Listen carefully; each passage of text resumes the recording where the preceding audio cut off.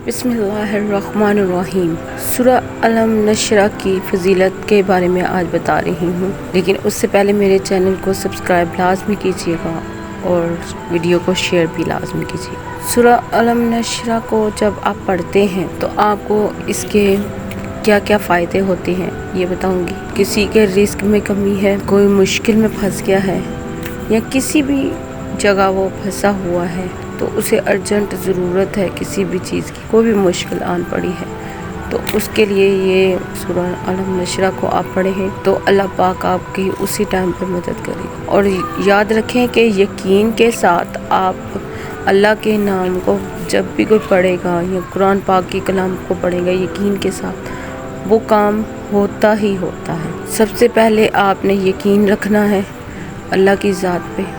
उसके बाद आपने किसी भी नमाज के बाद सूरह अलम नशरा को 11 बार सर पे हाथ रख के पढ़ना है। ये रिस्क के हवाले से है, जिसके रिस्क में कमी है उसके लिए है। और अगर कोई मुश्किल में पड़ गया है, कहीं पे भी किसी मुश्किल में पड़ गया है, वो 3 या 4 मरतबा किसी भी जगह पढ़ ले, इंशाल्लाह यकीन के साथ पढ़े, अल्लाह ताला आपको उस मुश्किल से लाजमी निकालेंगे।